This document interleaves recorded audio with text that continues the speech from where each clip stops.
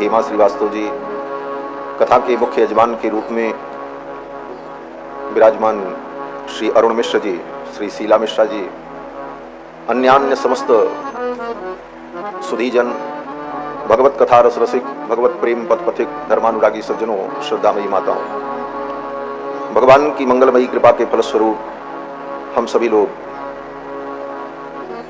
पवित्र मार्गशीर्ष मास में श्री रामायण जी की पावन चर्चा श्रवण कर रहे हैं।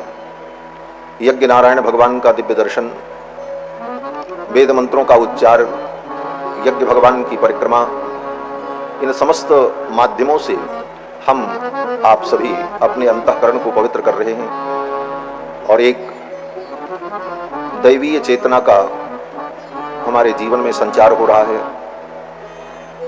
यह उत्कर्ष महायज्ञैश्च यज्ञैश्च ब्राह्मीयम क्रियते तनुः। श्री मनु जी महाराज कहते हैं कि यज्ञ के द्वारा, महायज्ञ के द्वारा, उपासना, जप, तप, इन समस्त नियमों के द्वारा हम आत्मोन्नति को प्राप्त करते हैं, अपने जीवन को यज्ञमय बनाते हैं। ये कथा भी ज्ञान यज्ञ है।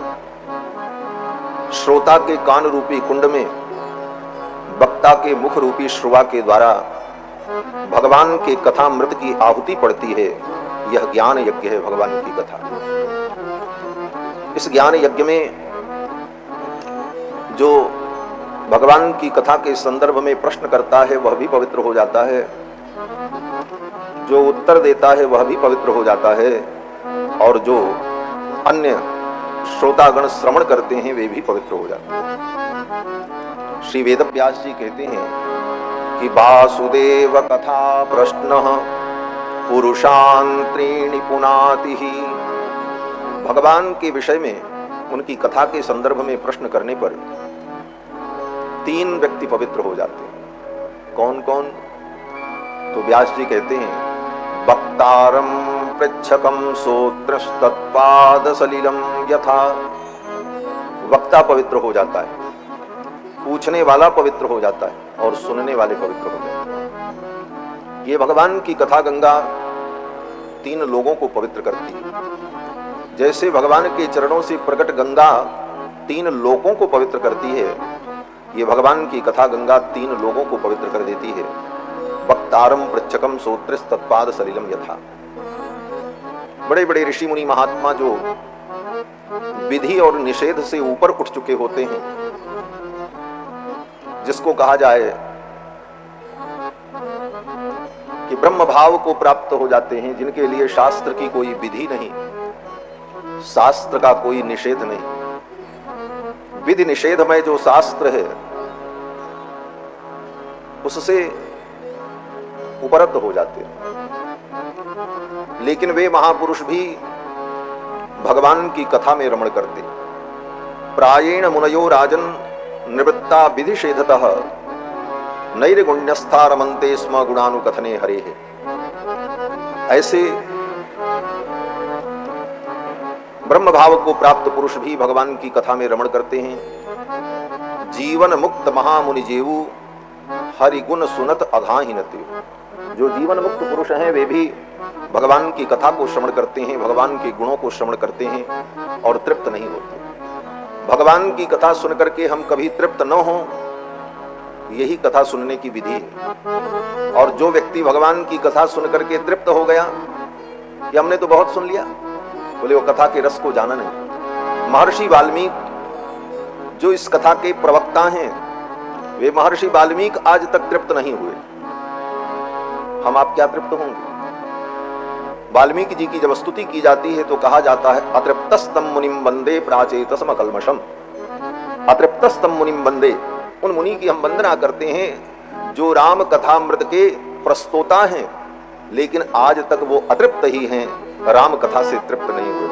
रामचरित जे सुनत अघाही, रामचरित जे सुनत अघाही, रस विशेष नाहि नाही, रस विशेष नाहि दीन नाही, रस विशेष जाना दीन नाही। रामचरित जे सुनत अघाही रस विशेष वो रस को, विशेष रस को, इस रस को जान नहीं पाए। रामचरित जे सुनत अघाही रस विशेष जाना तिन नाही। इसको तो बार बार पीते रहो पीते रहो, और जो बार बार इस कथा को पीता रहता है और तृप्त नहीं होता, ऐसे व्यक्ति के हृदय में आकर के श्री सीतारामचंद्र जी विराजमान हो जाते हैं। भगवान को हृदय में विराजमान करने की यही विधि है। जिनके श्रवण समुद्र समाना, कथा तुम्हारी सुभग सरिनाना। श्री वाल्मीकि जी कहते हैं चित्रकूट में भगवान श्री राम से, जिनके श्रवण समुद्र समाना, जिनके श्रवण समुद्र समाना, कथा तुम्हारी सुभग सरिनाना, कथा तुम्हारी सुभग सरिनाना। भरही निरंतर, भरही निरंतर, ओहि न पूरे, भरही निरंतर, भरही निरंतर, ओहि न पूरे। तिनके हिय तुम काव्य रूरे, तिनके हिय तुम काव्य रूरे, तिनके हिय तुम काव्य रूरे। चित्रकूट में भगवान श्री राम ने वाल्मीकि महर्षि से पूछा कि हम कहाँ निवास करें। तो वाल्मीकि जी ने बड़े ही भाव से और बड़ी ही अद्भुत शैली में भगवान से पूछा। बोले महाराज आप कहाँ नहीं रहते हैं और कहाँ रहते हैं। ये कहते हुए बहुत सारी बातें महर्षि वाल्मीकि ने कही, और उसी प्रसंग में महर्षि वाल्मीकि ने कहा कि जो आपकी कथा सुनते हैं, जिनके कान समुद्र के समान हो, जैसे समुद्र में नदियां जाकर के गिरती हैं लेकिन कभी समुद्र में बाढ़ नहीं आती, उसी प्रकार निरंतर आपकी कथा सुने और फिर भी तृप्त न हो, ऐसे व्यक्ति के हृदय में आपका निवास होगा। जिनके श्रवण समुद्र समाना, कथा तुम्हारी सुभग सरिनाना, भर ही निरंतर हो ही न पूरे, तिनके ही तुम कह गृह। तो भगवान की ये मंगलमयी कथा हम सभी लोग विगत 6 दिनों से श्रवण कर रहे हैं। कल के प्रसंग में आप सभी लोगों ने श्रवण किया कि मिथिला में भगवान का विवाह हुआ, और विवाह के बाद वर वधू अयोध्या पधारे। यह श्री सीतारामचंद्र जी का मिलन, जैसा कि श्री अजय प्रकाश जी ने कहा, अद्वैत अद्वैत तो है। किस प्रकार का अद्वैत है? बोले बड़ा विशिष्ट अद्वैत है। इसी को गोस्वामी जी कहते हैं, गिरा अर्थ जल बीच सम कहियत भिन्न न भिन्न। गिरा अर्थ जल बीच सम, जैसे शब्द और अर्थ यद्यपि दोनों अलग नहीं है, लेकिन व्यवहार में अलग कहना पड़ता है। और उसमें भी एक सूक्ष्म बात यह है कि अर्थ जो होता है वो शब्द के अधीन होता है। शब्द अर्थाधीन नहीं होता, अपितु अर्थ शब्दाधीन होता है। फिर दूसरा उदाहरण दिया, जल बीच सम, जल और बीच, बीच माने तरंग, जल ही तरंग होता है। तरंग और जल में कोई भेद नहीं है। समुद्र में तरंग होती है तो समुद्र ही तो तरंग है, तरंग कोई अलग चीज नहीं। लेकिन इतना अद्वैत होते हुए भी एक विशेषता उसमें बनी रहती है कि कभी भी तरंग का समुद्र नहीं होता, अपितु समुद्र की तरंग होती है। आज तक दुनिया में कभी सुना हो कि तरंग का समुद्र है? ये कोई नहीं कहता। समुद्र की तरंग है ये कहा जाता। भगवत पाद शंकराचार्य नृसिंह तापनी उपनिषद की व्याख्या में इस बात को कहते हैं कि तरंग कभी समुद्र नहीं होता, अपितु समुद्र की तरंग होती। तरंग का समुद्र ऐसा हम व्यवहार नहीं करते। उसी प्रकार यह अद्वैत बड़ा विशिष्ट अद्वैत है, विलक्षण अद्वैत है। श्री सीतारामचंद्र जी का स्वरूप ऐसा ही है। गिरा अर्थ जल बीच सम कहियत भिन्न न भिन्न, बंदों सीताराम पद जिन्हि परम प्रिय खे। ऐसे श्री सीतारामचंद्र जी के चरणों में हम वंदना करते हैं। जिनको प्रिय कौन है, क्या बात कही गोस्वामी जी महाराज ने। सीतारामचंद्र जी को प्रिय कौन है? राजा महाराजा, पद प्रतिष्ठित, धनपति, करोड़पति, अरबपति? कहते नहीं। गिरा अर्थ जल बीच सम कहियत भिन्न भिन्न, बंदों सीताराम पद जिन्हि परम प्रिय खिन्न। जो खिन्न है, खिन्न का मतलब जिसके अंदर दैन्य भाव है, जो अपने को सबसे छोटा मानता है, जिसके अंदर लघुता का भाव है, वो भगवान को प्रिय लगता है। इसीलिए संतों ने कहा लघुता ते प्रभुता मिले, प्रभुता ते प्रभु दूर। लघुता होगी तो आपको प्रभु मिलेंगे, और प्रभुता आ गई तो फिर प्रभु दूर चले जाएंगे। भगवान को दैन्य प्रिय है। दैन्य जिसके जीवन में है, ठाकुर उसे अपना मानते हैं। इसीलिए भगवान का नाम दीन प्यारे। ये दीन प्यारे वेद पुकारे, द्रवं सुखी भगवाना। ये दीन प्यारे वेद पुकारे, द्रवं सुखी भगवाना। द्रवं सुखी भगवाना, द्रवं सुखी भगवाना। भगवान को खिन्न व्यक्ति, खिन्न का मतलब दैन्य है, जिसके अंदर दैन्य भाव हो वो भगवान को अत्यंत प्रिय होता है। और ये दैन्य भाव हमारे जीवन में आ जाए, हम अपने को सबसे लघु माने, अपने को सबसे छोटा माने।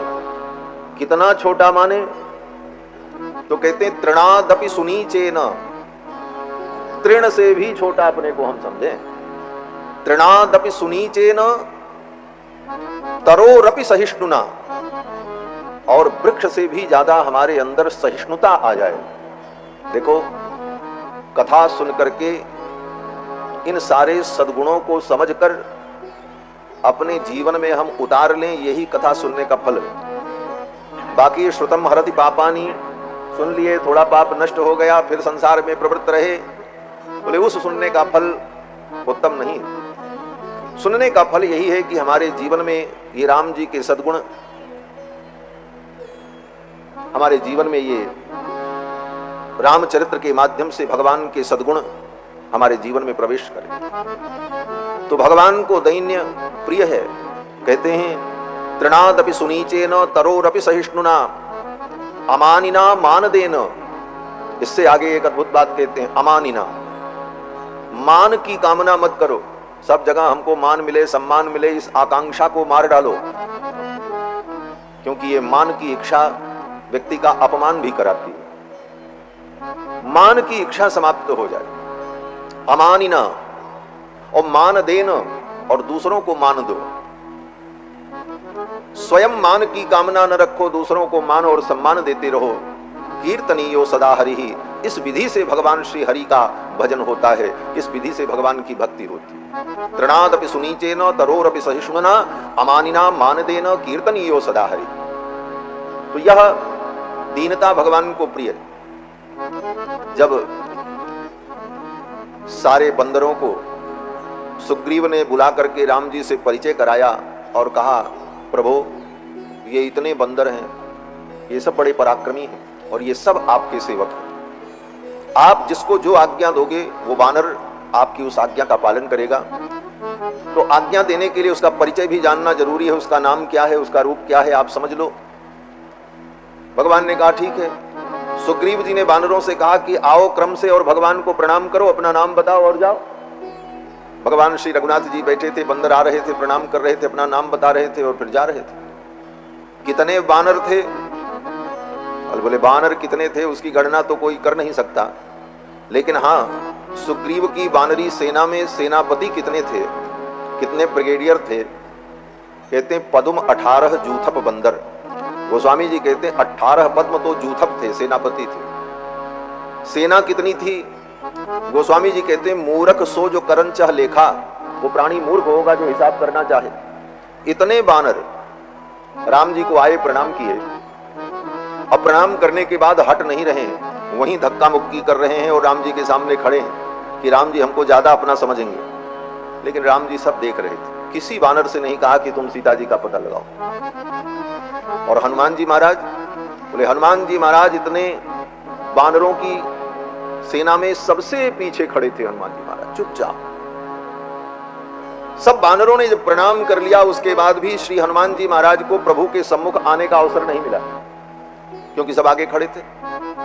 तो हनुमान जी ने सोचा किसी को धक्का देकर, किसी को धकेल कर हम आगे जाएं, ये ठीक नहीं है।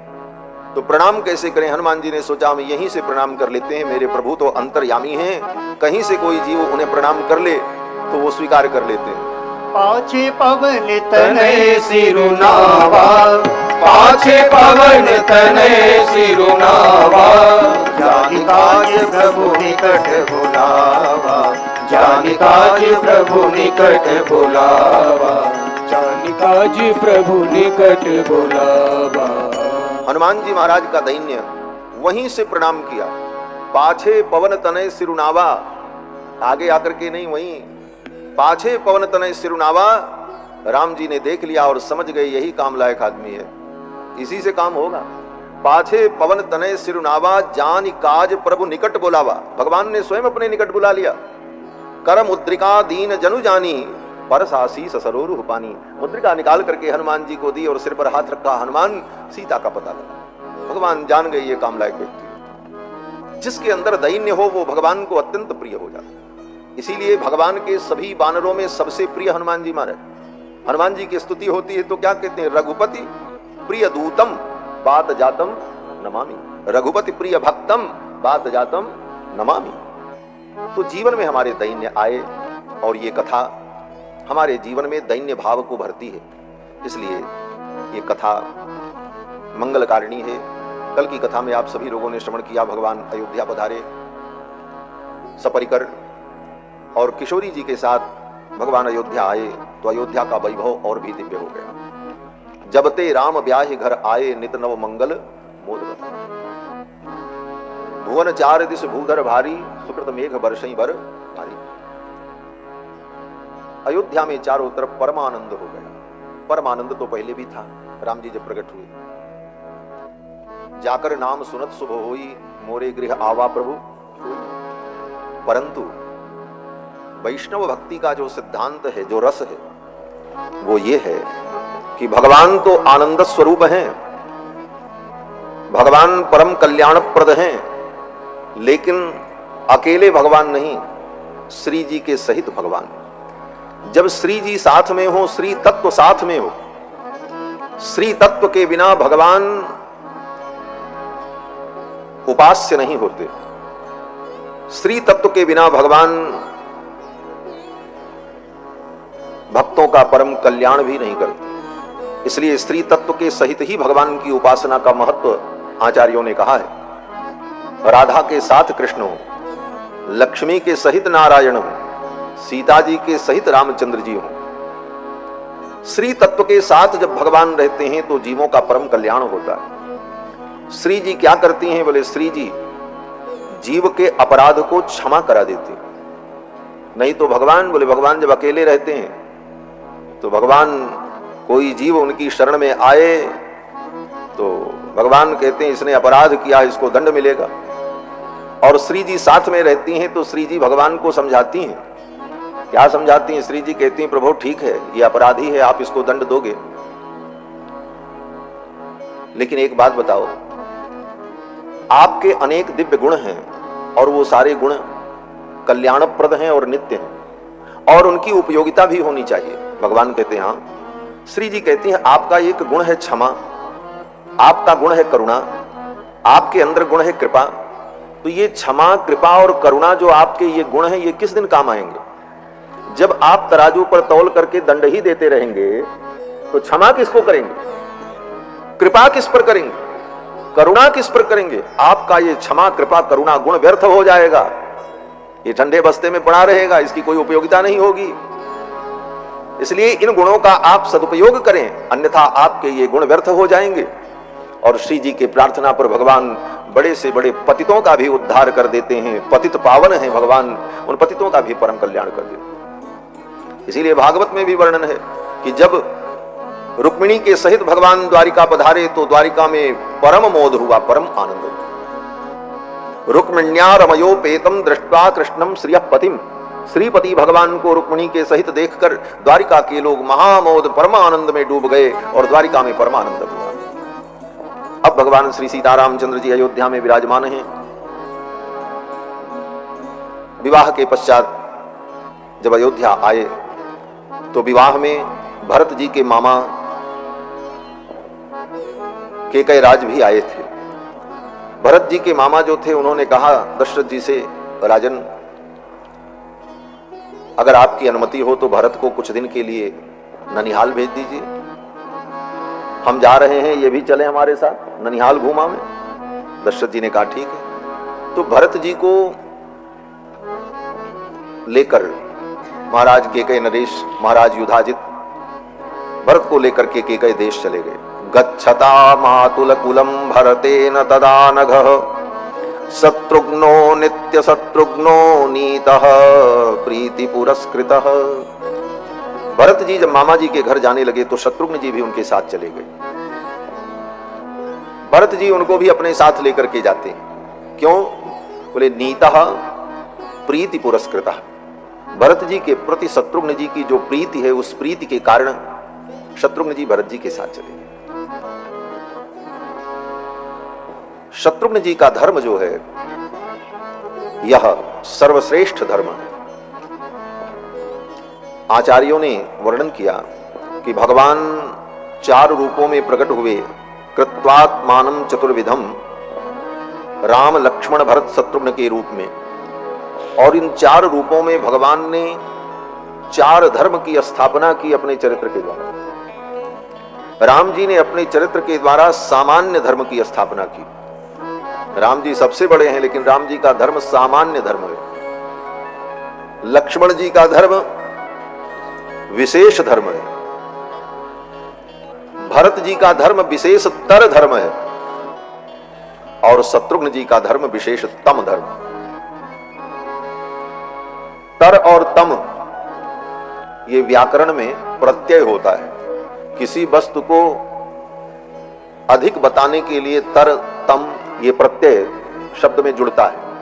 जैसे किसी से कहा जाए कि अधिक ले आओ तो कोई वस्तु वो अधिक लेकर के आएगा। बोले अधिक से भी ज्यादा लाओ तब क्या करेंगे? बोले अधिकतर।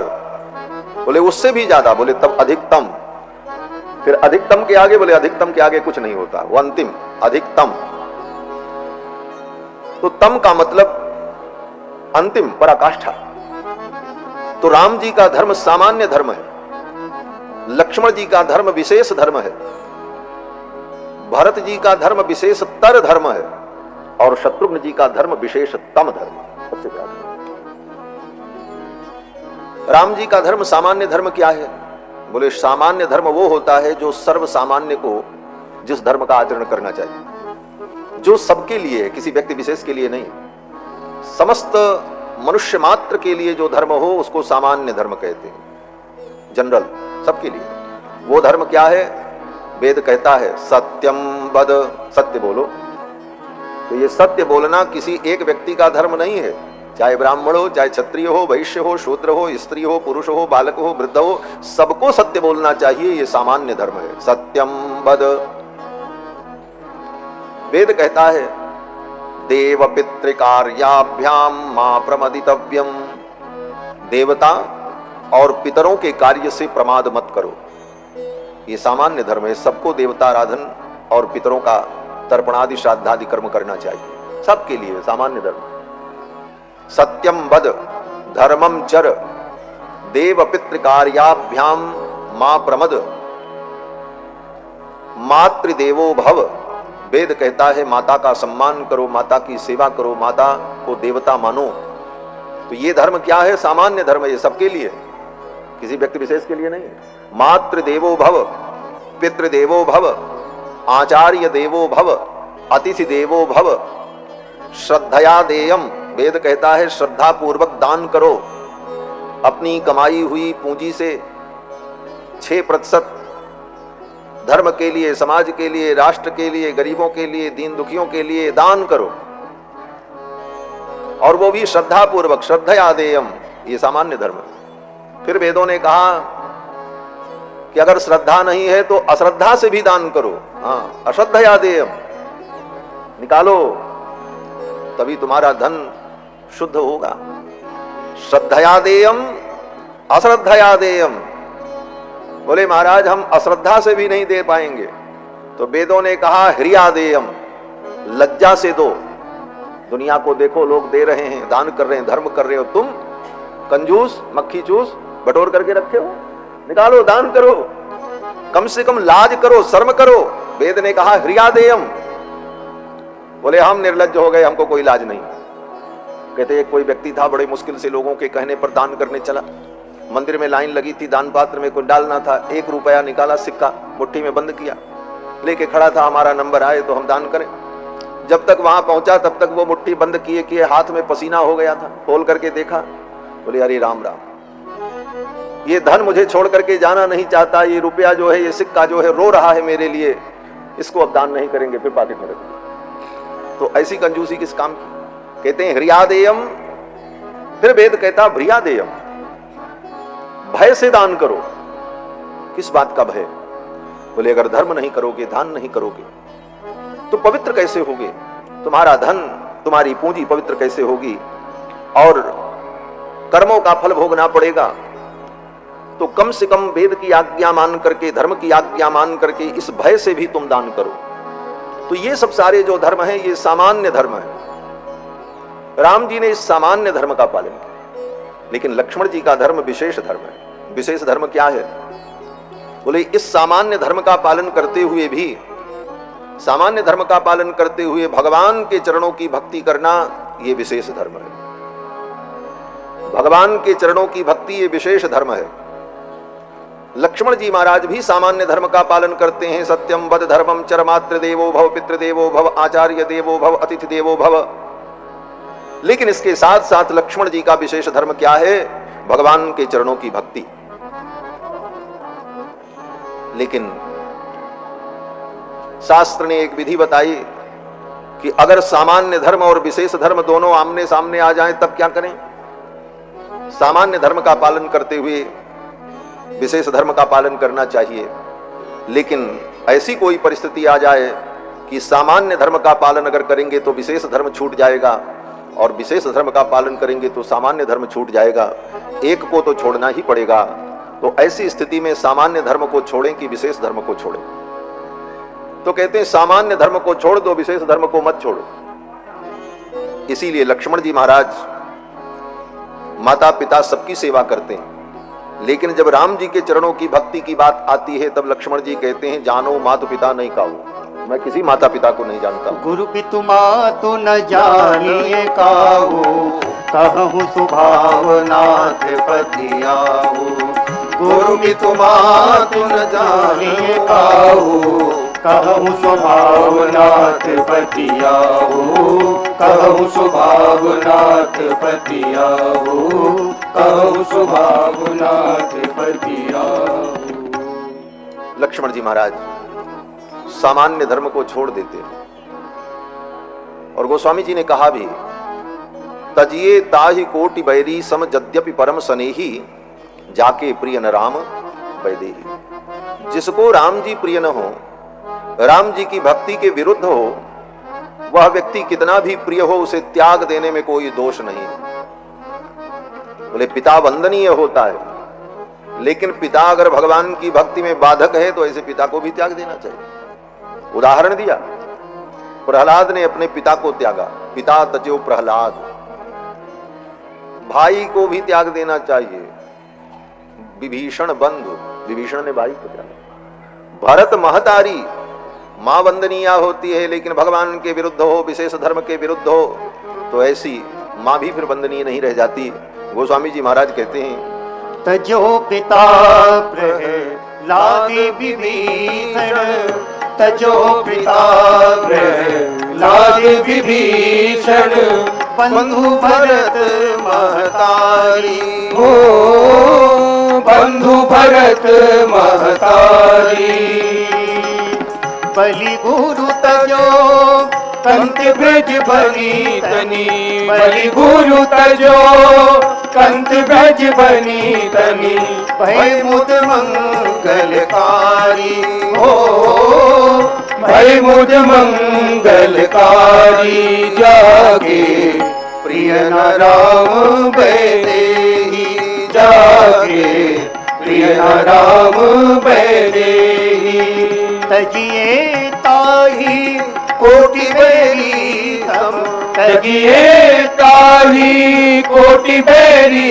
सम यद्यपि परम स्नेही हो यद्यपि परम स्नेही जाके प्रिय न राम बैदेही जाके प्रिय न राम बैदेही जाके प्रिय न राम बैदेही। ये विशेष धर्म है। सामान्य धर्म के सामने विशेष धर्म आ जाए तो विशेष का महत्व होता है, सामान्य का महत्व नहीं रहता। लक्ष्मण जी का ये धर्म और भरत जी बोले भरत जी का धर्म विशेषतर धर्म है। भरत जी भी सामान्य धर्म का पालन करते हैं, विशेष धर्म भगवान के चरणों की भक्ति भी करते हैं, लेकिन उनका धर्म विशेषतर धर्म ये है कि वो भगवान की रुचि और उनकी प्रसन्नता जिसमें होती है वो करना चाहते। लक्ष्मण जी तो भगवान से जिद कर लेते हैं, हम आपके साथ चलेंगे। भगवान कहते नहीं अयोध्या में रहो, लक्ष्मण जी कहते हैं हम कहीं नहीं रहेंगे, हम तो रहेंगे तो आपके पास रहेंगे, आपकी हर बात मानेंगे, लेकिन आपकी ये बात नहीं मानेंगे कि अयोध्या में रहो। अपने से दूर करने वाली कोई बात आप कहोगे तो आपकी उस बात को मैं नहीं मानूंगा, बाकी सब मानूंगा। ये लक्ष्मण जी का भाव है। लेकिन भरत जी बड़े सील निधान है, बड़े संकोची हैं। भरत जी के सील का कोई क्या वर्णन कर पाएगा। भरत सील गुण विनय बड़ाई, भायप भगति भरोस भलाई, कहत सारदहु कै मति हींचे, सागर सीप की जाहि उलीचे। भरत जी सील निधान है। भरत जी सोचते हैं मैं अपने प्रभु को संकोच में डालूं ये ठीक नहीं, भले मुझे दुख हो, भले मुझे पीड़ा हो, इनसे दूर रहकर मुझे कष्ट हो। किसका मन नहीं चाहता कि राम जी के चरणों में रहे, राम जी के पास रहे। प्राणहु ते प्रिय लागहि सब कह राम कृपाल। राम जी सबको प्राण से प्रिय। अगर भरत जी भी जिद कर लेते चित्रकूट में कि अब हम भी आपके साथ ही रहेंगे, रही राज्य की, बोले राज्य जाए बाढ़ में, हमसे क्या मतलब। जैसे लक्ष्मण जी को कोई मतलब नहीं था, राम जी के साथ चल पड़े, हमको राम जी से मतलब है। अयोध्या में क्या होगा, अयोध्या का राज बचेगा कि नहीं बचेगा, पिताजी का क्या होगा, क्या मतलब, कोई मतलब नहीं, चलो।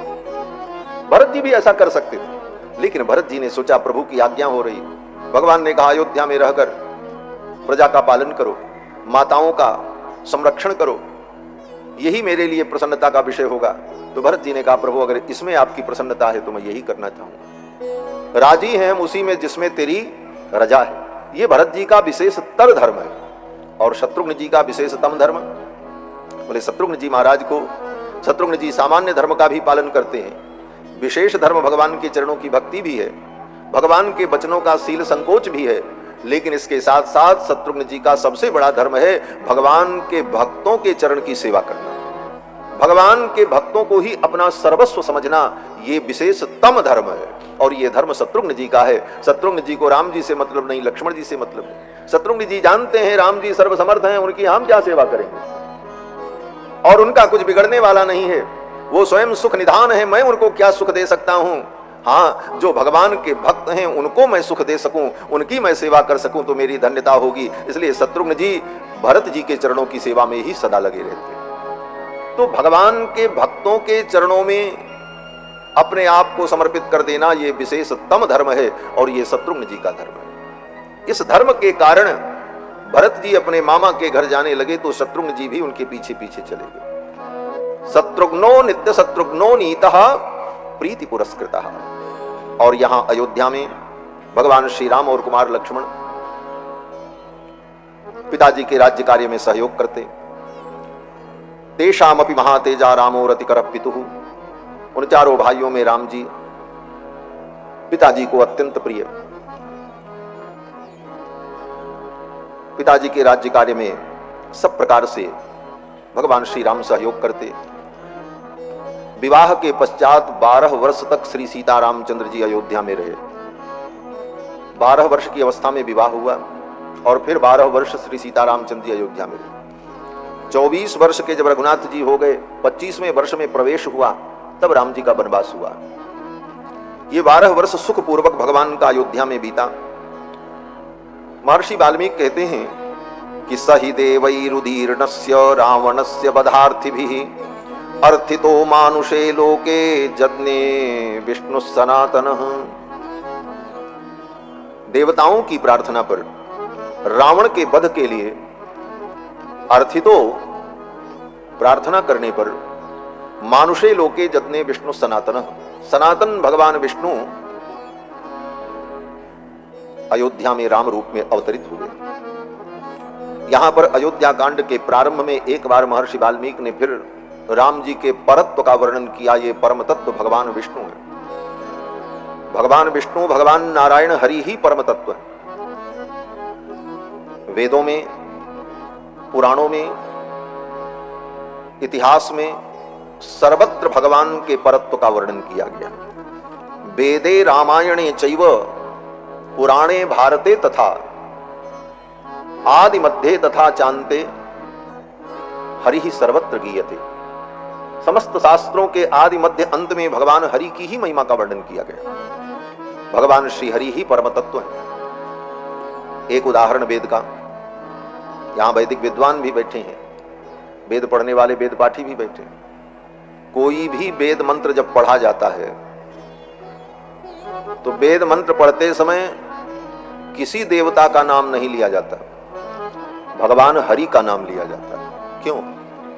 वेद मंत्र जब पढ़ते हैं तो सबसे पहले क्या कहते हैं? हरि ही ओम गणानां त्वा गणपतिगुं हवामहे प्रियाणां त्वा प्रियपतिगुं हवामहे। हरि ही ओम। किसी भी मंत्र के पहले हरि ही ओम, ब्रह्मा ओम, इंद्र ओम, किसी भी देवता का नाम नहीं है, हरि ही ओम। क्यों? बोले भगवान हरि ही वेद के प्रतिपाद्य तत्व है। कोई भी अनुष्ठान कर्मकांड पूजा करने बैठो तो सबसे पहले क्या विधि होती है? बोले पहले आचमन करो।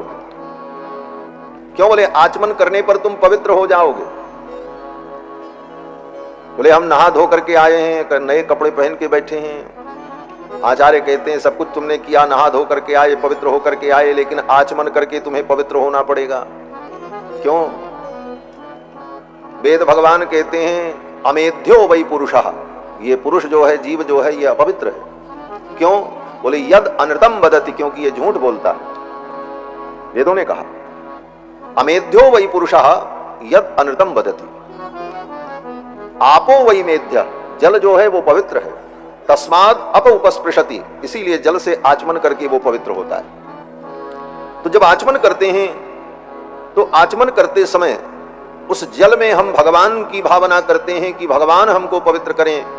ओम केशवाय नमः, ओम नारायणाय नमः, ओम माधवाय नमः, भगवान का नाम लेकर के। जल माने भगवान, ज माने जायते जस्मात इति जह, जिससे सारी दुनिया उत्पन्न होती उसको कहते हैं ज।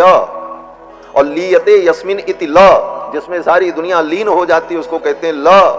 तो ऐसा कौन है जिससे सब उत्पन्न होता है, अंत में उसमें लीन हो जाता? बोले वो भगवान है। तो भगवान का ही एक नाम है जल। जायते जस्मात इति जह, लीयते यस्मिन इति लह, जश्च लश्च जलः, ये जल की व्युत्पत्ति हो जाती है। माने जल माने भगवान। और उन भगवान की भावना करके हम आचमन करते हैं केशवाय नमः, नारायणाय नमः, माधवाय नमः, पवित्र हो। फिर कहते हैं अभी पूरे पवित्र नहीं हुए, अब भगवान का नाम लेकर के पवित्र हो। किसी भी देवता का यज्ञ हो और कोई भी व्यक्ति हो, पवित्र होने के लिए उसे क्या करना पड़ता है? बोले अपवित्रः पवित्रो वा सर्वावस्थांगतोऽपि वा यह स्मरेत पुंडरीकाक्षं स बाह्याभ्यंतरः शुचिः। जो भगवान पुंडरीकाक्ष का स्मरण करता है वो भीतर बाहर से पवित्र हो जाता है। पुंडरीकाक्ष भगवान हरि, जिनके नेत्र पुंडरीक के समान है, कमल के समान है, जो कमल नयन है, राजीव लोचन है, पंकज लोचन है। और पंकज लोचन ही नहीं, जिनका अंग अंग पंकज के समान है, कर कमल, चरण कमल, मुख कमल, नेत्र कमल, भक्त भक्त भगवान के तत्त अंगों की उपमा कमल से ही देते हैं। नवकंज लोचन, नव कंज लोचन कंज मुख कर कंज पद कंजारुणम, नव कंज लोचन कंज मुख कर कंज पद कंजारुणम, श्री रामचंद्र कृपाल भज मन हरण भव भय दारुणम, श्री रामचंद्र कृपाल भज मन हरण भव भय दारुणम, नव कंज लोचन कंज मुख कर कंज पद कंजारुणम। भगवान पंकज लोचन है, कमल ने, यह नाम केवल भगवान का है। शास्त्रों में सभी देवताओं को भिन्न भिन्न उपमाएं दी जाती हैं, उनके अंगों की उपमाएं भी दी जाती हैं, लेकिन जब नेत्र की बात आती है तो कमल से नेत्र की उपमा केवल भगवान के लिए प्रयुक्त होती है और किसी के लिए नहीं। सारे शास्त्रों का आलोडन कर लेना आप। कह पुंडरीक नयन, भगवान को छोड़ करके कोई पुंडरीक नयन नहीं हो सकता। विरूपाक्ष हो सकता है, त्रिनेत्र हो सकता है, सहस्राक्ष हो सकता है, मीनाक्ष हो सकता है, मीनाक्षी हो सकती है, ये सारे उपमाएं आती हैं, लेकिन कमल नयन, राजीव लोचन, पुंडरीकाक्ष, यह उपमा केवल भगवान के लिए प्रयुक्त होती है। तो भगवान पुंडरीकाक्ष का स्मरण किया जाता है। पुंडरीकाक्ष पुनातु, भगवान पुंडरीकाक्ष का स्मरण करने से हम भीतर बाहर पवित्र हो जाते। फिर जब किसी पूजा का संकल्प करते हैं तो भले किसी भी देवी देवता का यज्ञ हो, लेकिन संकल्प करते समय भगवान के परत्व का स्मरण किया जाता है। परत्व का मतलब भगवान परम तत्व है, इसका स्मरण दिलाया जाता है। क्या स्मरण दिलाते? बोले संकल्प करो, हाथ में जल अक्षत लिया, द्रव्य लिया, कुश लिया, और संकल्प जब प्रारंभ हुआ तो कहते हैं विष्णु श्रीमद् भगवतो महापुरुषस्य विष्णोराज्ञा प्रवर्तमानस्य। ये संपूर्ण सृष्टि भगवान विष्णु के द्वारा प्रवर्तित है और उनके द्वारा प्रवर्तमान है, क्योंकि परम तत्व भगवान श्री हरि हैं। यज्ञ समाप्त हो जाए तो यज्ञ की समाप्ति में भी अंत में क्या कहते हैं? यशस्मृत्या च नामोक्त्या तपो यज्ञ क्रियादिषु न्यूनम संपूर्णताम याति सद्यो वंदे तम अच्युतम। जिन अच्युत के स्मरण से यज्ञ की न्यूनता पूर्णता में परिणत हो जाती है, उन अच्युत को हम प्रणाम करते हैं। तो वेद से लेकर पुराण पर्यंत सर्वत्र भगवान हरि को ही परम तत्व के रूप में स्वीकार किया। वेद में भगवान परम पुरुष का वर्णन किया। पुरुष ए वेदम सर्वम जद्भूतम जच्च भव्यम, पुरुष ही परम तत्व है, उन्हीं पुरुष से सब उत्पन्न हुआ। तस्माद अश्वा अजायंत जे के चोभयादतः, उस परमात्मा से अश्व उत्पन्न हुए, घोड़े उत्पन्न हुए, जिनके ऊपर नीचे दोनों तरफ दांत थे। तस्माद अश्वा अजायंत जे के चोभयादतः गावो ह जत्निरे तस्माद तस्माद जाता अजावयः। उन्हीं भगवान से यज्ञ पुरुष से गायें उत्पन्न हुई, बकरियां उत्पन्न हुई। ये सब कहते हुए वेद भगवान कहते हैं ब्राह्मणोस्य मुखमासीद बाहु राजन्यकृतः ऊरु तदस्य जद वैश्यः पदभ्याग्मुशूद्रो अजायत। ये चारों वर्ण उस परमात्मा से उत्पन्न हुए। फिर वेदों ने कहा चंद्रमा मनसो जातश्च चक्षो सूर्यो अजायत श्रोत्राद वायुश्च प्राणश्च। ये चंद्रमा, सूर्य, अग्नि, वायु सब उस परमात्मा से उत्पन्न हुए। नाभ्या आसीद अंतरिक्षम, उसकी नाभि से ये अंतरिक्ष उत्पन्न हुआ। सब बता दिया वेद भगवान ने, लेकिन एक बात नहीं बताई। क्या नहीं बताई? बोले ये सब जिससे उत्पन्न हुआ वो है कौन? अभी ये स्पष्ट नहीं हुआ। वर्णन तो कर दिया, उसी से सब उत्पन्न हुआ। जत पुरुषेण हविषा देवा यज्ञमतन्वत, सब कहा, लेकिन वो कौन है ये स्पष्ट नहीं किया। तो वो तो कोई भी हो सकता है। जिस परम पुरुष का, जिससे संपूर्ण सृष्टि उत्पन्न हुई, जो कारण तत्व है, उस कारण तत्व का वर्णन वेदों ने किया, लेकिन नाम नहीं लिया। लेकिन आगे चलकर ज्यों ही पुरुष सूक्त समाप्त हुआ और पुरुष सूक्त के पश्चात नारायणानुवाद प्रारंभ हुआ, तब वेदों ने रहस्य खोल दिया और वेदों ने कहा अब सुन लो, जिसका ये वर्णन हमने अभी तक किया ये कौन है? तो वेद भगवान कहते हैं श्रीश्चते लक्ष्मीश्च पत्न्यावहो रात्रे पार्श्वे नक्षत्राणि रूपमस्विनौ। लक्ष्मी जिनकी पत्नी है वही परम पुरुष हैं। ये वेदों ने स्पष्ट कर दिया। श्रीश्चते लक्ष्मीश्च पत्न्यौ, श्री देवी और भूदेवी ये दो जिनकी पत्नियां हैं, ऐसे परम पुरुष भगवान श्री हरि जो हैं वही वेदों के द्वारा प्रतिपाद्य परम तत्व हैं, कारण तत्व हैं। तो वेद से लेकर पुराण शास्त्र सर्वत्र भगवान हरि को ही परम तत्व के रूप में गाया गया है और कहा गया। यहां पर महर्षि वाल्मीकि कहते हैं अर्थितो मानुषे लोके जतने विष्णु सनातनः। देवताओं की प्रार्थना पर भगवान विष्णु ही राम के रूप में अयोध्या में प्रकट। और अब तो राम जी 24 वर्ष के हो गए, पिताजी के सारे कार्य में सहयोग करते। इनके गुणों को देखकर दशरथ जी महाराज बड़े आनंदित हो। यहां पर अयोध्या कांड के प्रारंभ में महर्षि वाल्मीकि ने भगवान के दिव्य गुणों का चिंतन किया है। जब जब प्रसंग आता है तो महर्षि वाल्मीकि भगवान के गुणों का वर्णन करते हैं, भगवान की विशेषताएं क्या, क्योंकि रामायण की शुरुआत गुण से ही हुई। ये निर्गुण ब्रह्म का प्रतिपादन करने वाला ग्रंथ नहीं है, ये तो अनंत कल्याण गुण गण निलय सौशील्य वात्सल्य मार्दव आर्जव सौहार्द साम्य कारुण्य माधुर्य गांभीर्य चातुर्य स्थैर्य धैर्य शौर्य पराक्रम सत्य काम सत्य संकल्प कृतित्व कृतज्ञता आदि जो भगवान के दिव्य गुण हैं, ऐसे गुण से संपन्न सगुण साकार परम रमणीय मनोहर परमात्मा का वर्णन करने वाला ग्रंथ है। ये आदि काव्य है। इसकी शुरुआत गुण से होती है। पहले दिन की कथा में मैंने निवेदन किया था, वाल्मीकि महर्षि के सामने देवर्षि नारद आए तो वाल्मीकि जी ने यही पूछा, मैं उस पुरुष को जानना चाहता हूं। कौन? बोले परम पुरुष, वेद पुरुष, ब्रह्म। लेकिन कैसा? कहते हैं कौन अस्मिन् सांप्रतम लोके गुणवान। हम निर्गुण ब्रह्म नहीं पूछ रहे हैं, हम गुणवान ब्रह्म की जिज्ञासा कर रहे हैं। उस गुणवान ब्रह्म परमात्मा को हम जानना चाहते हैं। इसकी व्याख्या यहीं से शुरू हुई। इसीलिए महर्षि वाल्मीकि ने पग पग पर भगवान के गुण का वर्णन किया है। भगवान सदा अनंत कल्याण गुणगण संपन्न रहते। यहां पर अयोध्या कांड के प्रारंभ में भगवान के दिव्य गुणों का वर्णन किया। सच नित्यम प्रशांतात्मा मृदुपूर्वम च भाषते उच्यमानोपि परुषम नोत्तरम प्रतिपद्यते। भगवान के गुण का वर्णन करते हुए वाल्मीकि जी कहते हैं राम जी बड़े मृदुभाषी हैं, बहुत मधुर बोलते हैं। कितना मधुर बोलते हैं? मधुर माने मीठा। कितना मीठा? बोले चीनी जैसा, गुड़ जैसा। कहते हैं सबसे मीठी वस्तु दुनिया में क्या हो सकती है, पहले ये विचार करो। तो किसी ने कहा कि भाई सबसे मीठी वस्तु अगर कोई होगी तो अमृत होगी। भले हम लोग आप लोग अमृत नहीं पाए, अमृत को चीखने का और आस्वाद करने का मौका नहीं मिला, लेकिन अगर किसी सामान्य व्यक्ति से भी पूछा जाए कोई वस्तु बहुत स्वादिष्ट होती है और वो खाता है, पूछो भैया कैसा लगा, तो व्यक्ति कहता अरे अमृत जैसा। भले अमृत न पिया हो, लेकिन उसके मन में यह भाव है कि अमृत ही सबसे ज्यादा स्वादिष्ट होगा। एक मान्यता है जगत की। तो भगवान की वाणी कितनी मीठी है, तो बोले अमृत से इसकी तुलना की जाए। विद्वानों ने कहा भाई अमृत से ज्यादा मीठा तो कुछ होता नहीं।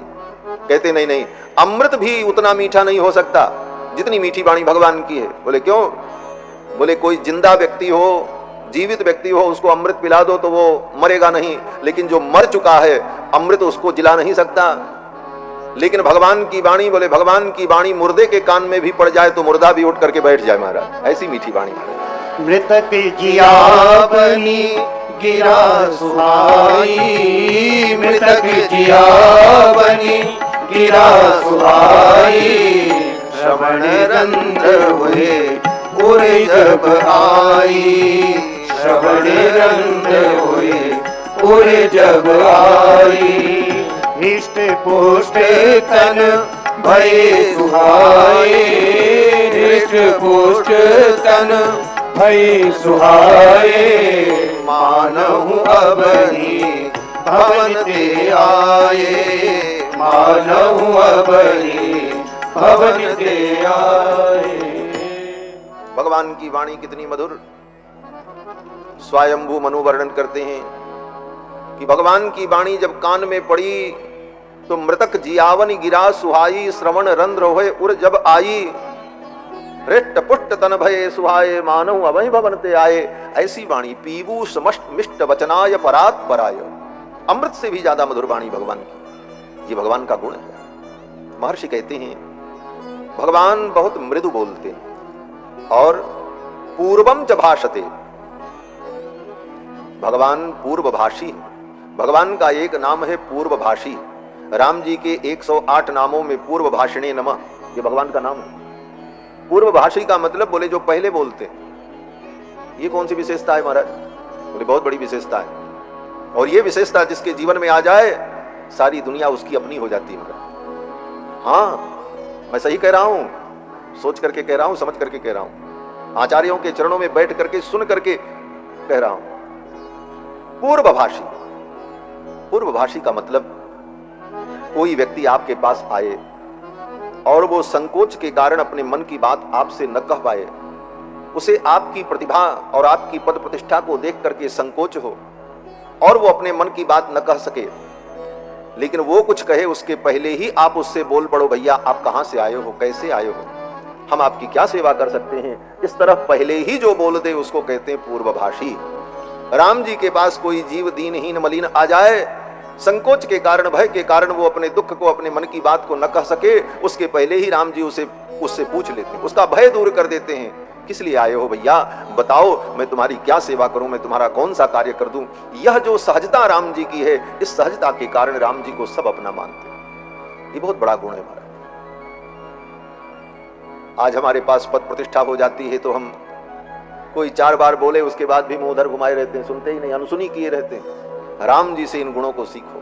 पूर्वभाषी, इसका दूसरा भी भाव है पूर्वभाषी का कि 2 मित्र हों, दोनों मित्रों में कुछ बात बिगड़ गई, खटपट हो गई, दोनों की बोलचाल बंद हो गई, लेकिन भीतर से दोनों चाहते हैं कि फिर से पहले जैसा प्रेम हो जाए, लेकिन स्वाभिमान टकरा जाता है। वो कहता पहले वो बोले तो हम बोले, वो सोचता है वो पहले बोले तो हम बोले।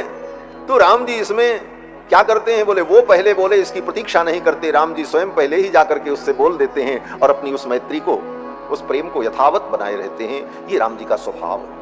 पूर्वभाषी प्रियम वदः। राम जी के और भी अनेक दिव्य गुण।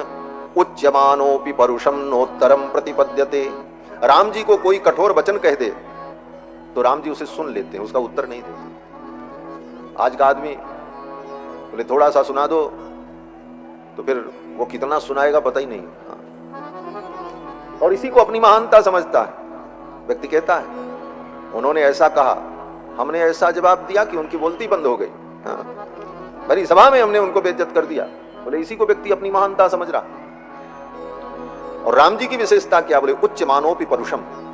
कोई परुष वचन भी बोल दे, कठोर वचन भी बोल दे तो नोत्तरम प्रतिपद्यते, राम जी उसका उत्तर नहीं, सुन लेते। उदाहरण, बोले परशुराम जी ने क्या नहीं कहा राम जी को, लेकिन राम जी बार बार प्रणाम ही करते हैं। और अंत तक राम जी ने यही कहा, विप्रवंश कर अस प्रभुताई, अभय हो ही जो तुम्हें डराई। ये विनम्रता राम जी की है महाराज।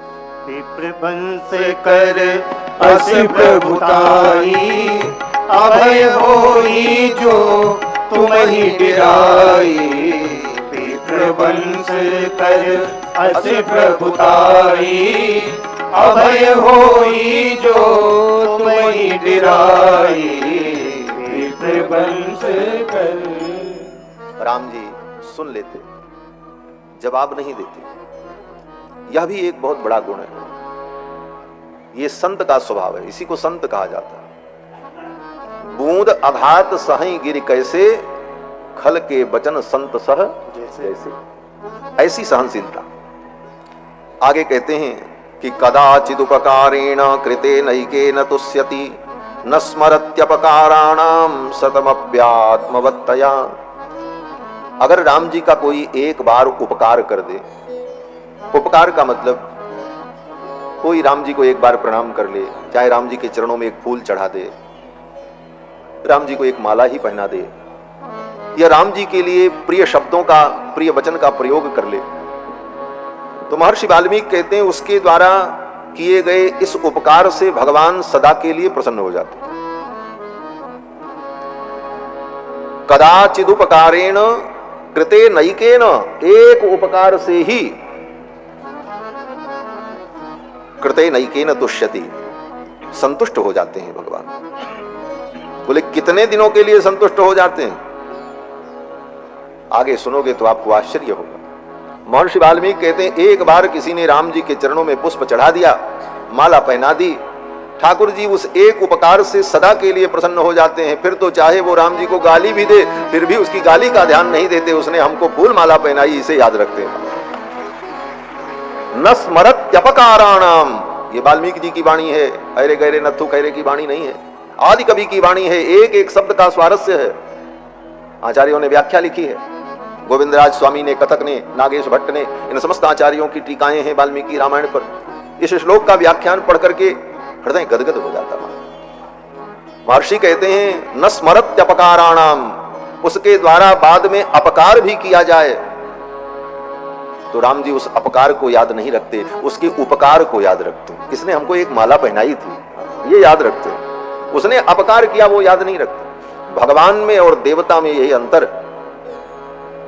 भागवत की कथा आप सबने सुनी होगी। प्रतिवर्ष ब्रजवासी इंद्र की पूजा करते थे, 56 भोग अर्पित करते थे, लेकिन एक बार पूजा नहीं की तो इंद्र ने इसको याद रखा कि हमारी पूजा नहीं की, नष्ट कर दो ब्रजमंडल। बुलाया गणम सांवर्तकम नाम मेघानाम चांतकारिणाम, इंद्र प्राचोदयत क्रुद्धो, क्रुद्ध होकर के इंद्र ने कहा नष्ट कर दो पूरा वृंदावन ब्रजमंडल। इन सब ने मेरा अनादर किया।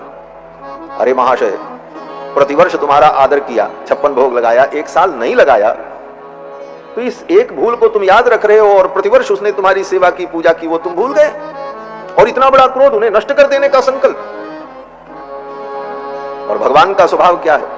बोले एक बार किसी ने भगवान की पूजा कर ली, उन्हें पुष्प भी चढ़ा दिया, प्रेम से प्रणाम कर लिया, सकृदेव प्रपन्नाय, सकृत माने एक बार, तो सदा के लिए प्रसन्न हो जाते हैं।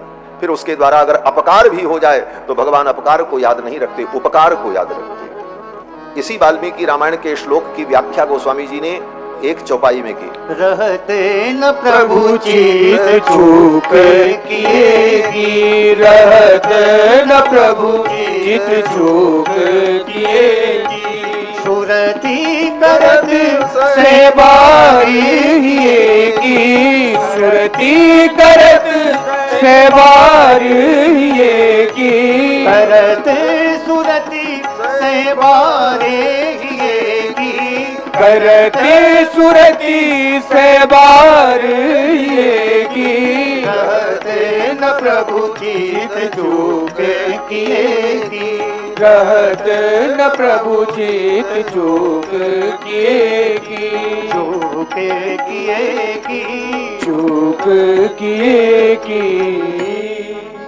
भगवान उसकी चूक याद नहीं रखते। रहत न प्रभु चित चूक किएगी, करत सुरत सैबार, उसने अच्छा क्या किया ये राम जी याद रखते। और भगवान स्वामी मालिक तो ऐसा ही हो, जीव से गलती होगी और भगवान उसे क्षमा करे।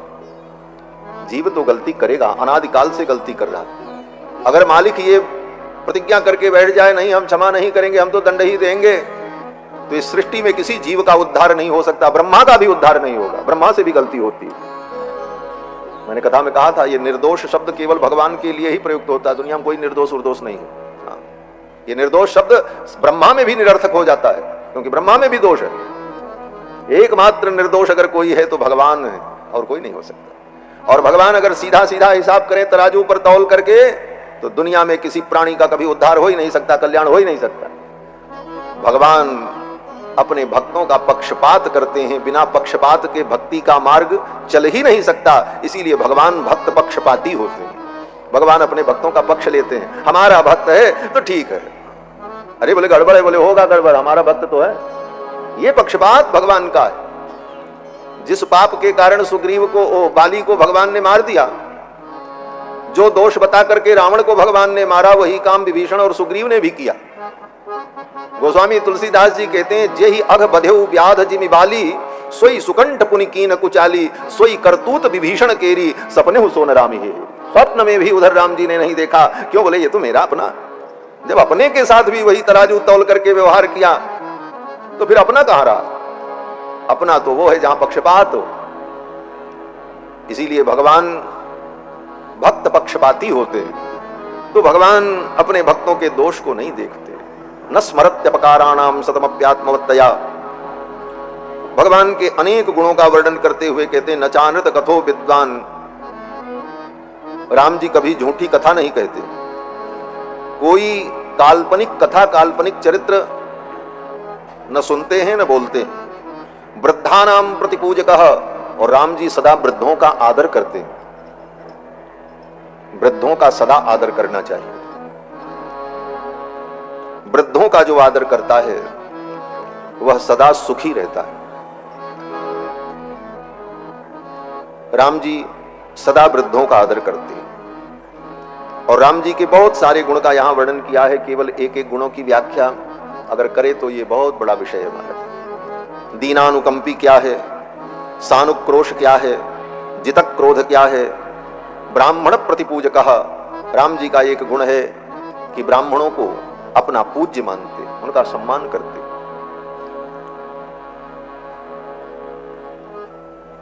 और भी अनेक गुणों का वर्णन किया। लौकिके समयाचारे कृतकल्पो विशारदः। राम जी लौकिक व्यवहार में और समयाचार, किस समय पर क्या करना चाहिए, उचित अनुचित क्या है, इस कला में परम प्रवीण और विशारद है। वैहारिकाणाम शिल्पानाम विज्ञातार्थ विभागविद। वैहारिक शिल्प के परम पंडित हैं। वैहारिक शिल्प क्या है? बोले गीत, संगीत, वाद्य, नृत्य, ये जो कला है, इन समस्त कलाओं में राम जी प्रवीण हैं।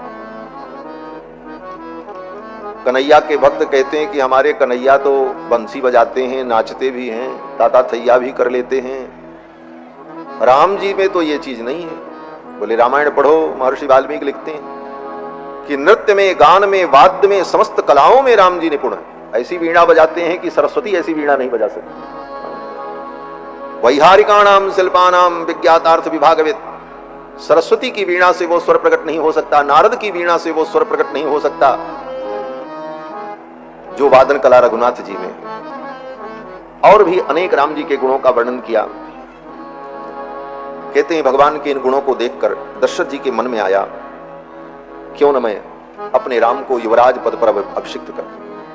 और कारण क्या बना? बोले दशरथ जी महाराज अपने दरबार में बैठे थे, उनका मुकुट टेढ़ा हो गया तो मुकुट को सीधा करने लगे। सेवक ने लाकर के दर्पण दिया। दर्पण में देखकर अपने मुकुट को जब सीधा कर रहे थे तो दशरथ जी ने देखा कान के पास के बाल जो है वो सफेद हो गए थे महाराज। राय सुभाए मुकुर कर लीना, राय सुभाए मुकुर कर लीना, पवन बिलोक मुकुट समकीना, पवन बिलोक मुकुट समकीना, श्रवण समीप भय सित केसा, श्रवण समीप भय सित केसा, मनहु जरठपन अस उपदेशा, मनहु जरठपन अस उपदेशा, लाय सुभाय मुकुर कर लीना, लाय सुभाय मुकुर कर लीना, लाय सुभाय मुकुर। मुकुर लेकर, मुकुर माने दर्पण, दर्पण लेकर, मुकुर लेकर मुकुट ठीक कर रहे थे तब तक श्वेत केश दिखाई पड़े। दशरथ जी ने सोचा ये कान के पास के बाल पक गए और ये श्वेत बाल मेरे कानों में कुछ कहना चाहते। क्या कहना चाहते? दशरथ जी विचार करने लगे कि ये पके हुए बाल मेरे कानों में कहना चाहते हैं, राजन अब तुम बूढ़े हो गए, अब इस गद्दी का मोह छोड़ दो, अपने जीवन की सत्ता को रघुनाथ जी के चरणों में समर्पण कर दो। मानो ये बाल मुझे उपदेश कर रहे हैं, नृप जुवराज राम कह देहु, ये जुवराज पद राम जी को दे दिया जाए। दशरथ जी महाराज ने विलंब नहीं किया, सभा बुलाई। बड़े बड़े राजा उस सभा में थे और सभा में दशरथ जी ने कहा कि पांडुरस्यात पत्रस्य छायायाम जरितम मया। इस सफेद रंग के छत्र के नीचे बैठ बैठकर राज्य करते हुए 60,000 वर्ष बीत गए और मैं बूढ़ा हो गया। पांडुरस्यात पत्रस्य छायायाम जरितम मया। इस छत्र की छाया में बैठते बैठते ये छत्र जैसे सफेद है ऐसे मेरे बाल भी सफेद हो गए। अब जीर्णस्यास्य शरीरस्य विश्रांतम अभिरोचय। अब मेरे इस जीर्ण शरीर को विश्राम की आवश्यकता है और मैं चाहता हूं कि अपने राम को युवराज पद पर अभिषिक्त करके मैं जिम्मेदारी से मुक्त हो जाऊं। जब जीवन में बुढ़ापे के लक्षण दिखाई पड़ने लग जाएं, शरीर पर झुर्रियां पड़ने लग जाएं, बाल पलित हो जाएं, अंगम गलितम पलितम मुंडम। भगवान शंकराचार्य कहते हैं चरपट पंजरी में, अंगम गलितम पलितम मुंडम। सिर के बाल पक गए, पलितम। अंगम गलितम पलितम मुंडम दशन विहीनम जातम तुंडम। मुंह के दांत गिर गए तो क्या करें? बोले भज गोविंदम। अब तो गोविंद का भजन करो, संसार की आशा छोड़ो। लेकिन आदमी कहता नहीं महाराज, हम नकली दांत लगाएंगे लेकिन चनई चबाएंगे। क्या करें? भगवान कहते हैं इन विषयों का आप त्याग करो, क्योंकि त्याग में ही सुख है। लेकिन जीव और आसक्त होता चला जाता है। भगवान शंकराचार्य कहते हैं कृतांतस्य दूती जरा कर्ण मूले। यमराज की जो दूती है वह दूती क्या है? बोले जरा माने बुढ़ापा। ये बुढ़ापा जब आने लगता है तो समझ लो यमराज ने अपनी दूती को भेज दिया है, जाओ संकेत कर दो अब समय हो रहा है, चलना है। कृतांतस्य दूती जरा कर्ण मूले समागत्य लोका शृणुध्वम शृणुध्वम। और ये बुढ़ापा रूपी यमराज की दूती पहले कहां आती है? बोले कानों के पास आती है। जरा कर्ण मूले किस रूप में आती है? बोले कानों के पास के बाल पकने शुरू हो जाते हैं। तो वो क्या कहना चाहती है कान में? बोले वो दूती कहती है शृणुध्वम शृणुध्वम, सुनो सुनो। क्या सुनो? बोले परस्त्री परद्रव्य हिंसा त्यजध्वम। दूसरे की स्त्री, दूसरे का धन और किसी को दुख देना, इन दुर्गुणों का त्याग करो। परस्त्री परद्रव्य हिंसा त्यजध्वम भजध्वम रमानाथ पादारविंदम। रमानाथ जो भगवान है उनके पादारविंद का भजन करो। अब तुम अपना मन भगवान के भजन में लगाओ। लेकिन जीव उसी आसक्ति में पड़ा रहता है भ्रमर के समान। थोड़ा और कर लें फिर तो छोड़ देंगे, थोड़ा और आनंद ले लें, और यही थोड़ा और करते करते काल के गाल में चला जाता है। एक बड़ा सुंदर उदाहरण है शिवराज विजय ग्रंथ में। एक भंवरा था, कमल के पुष्प पर बैठ करके कमल पुष्प का रस पी रहा था। कमल का नियम होता है सूर्यास्त होने पर वो कमल बंद हो जाता है, संपुटित हो जाता है, और जब दूसरे दिन सूर्योदय होता है तब खिलता है। इसीलिए दशरथ जी ने विश्वामित्र जी से कहा था मेरे राम को मत ले जाओ,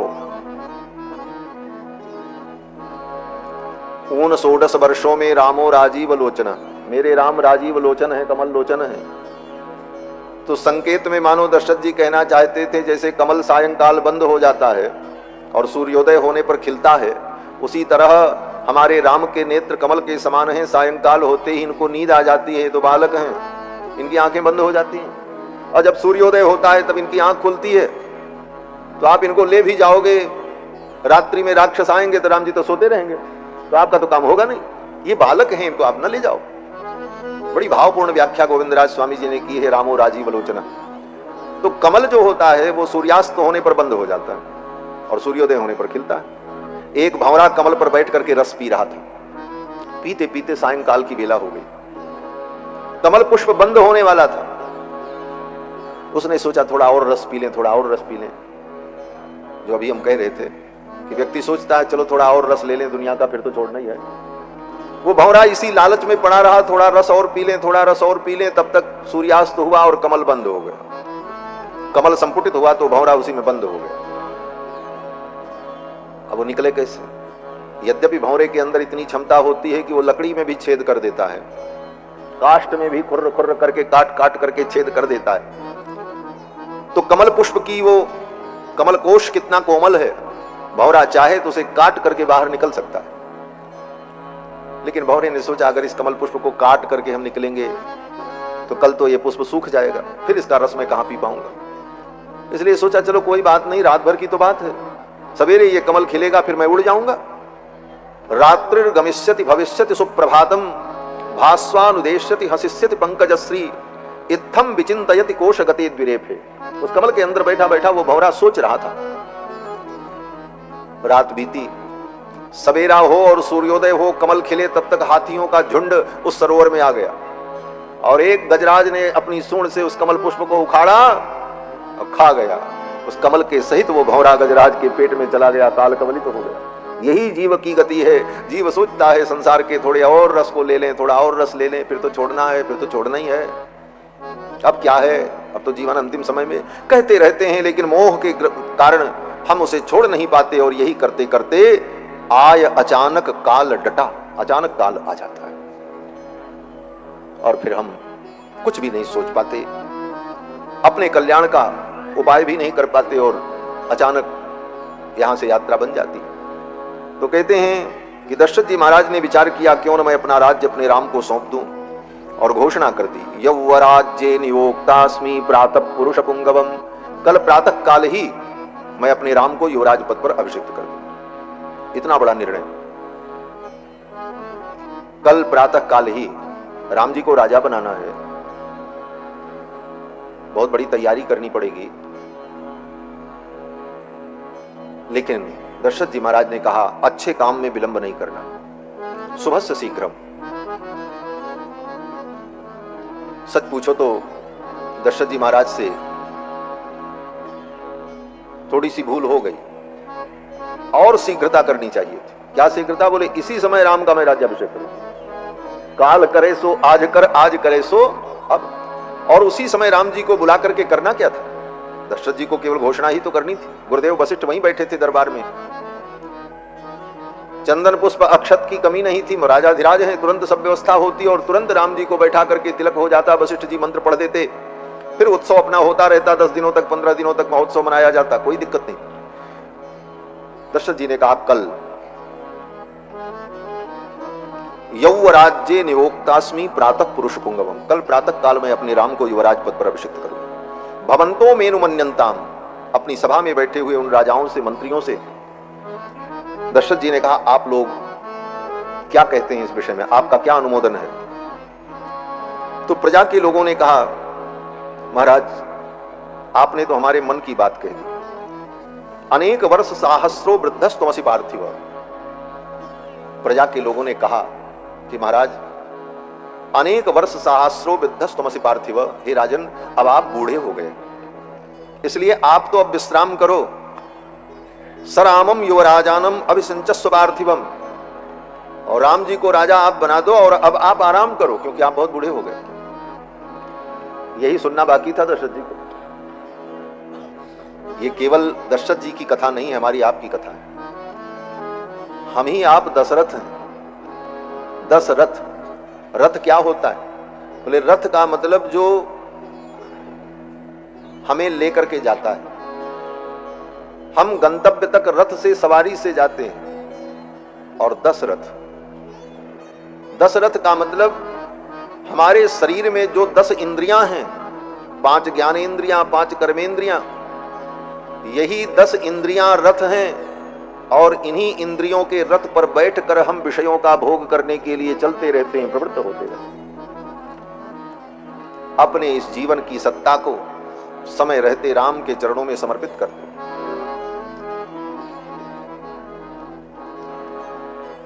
अपने मन के सिंहासन पर राम का राज्याभिषेक कर दो।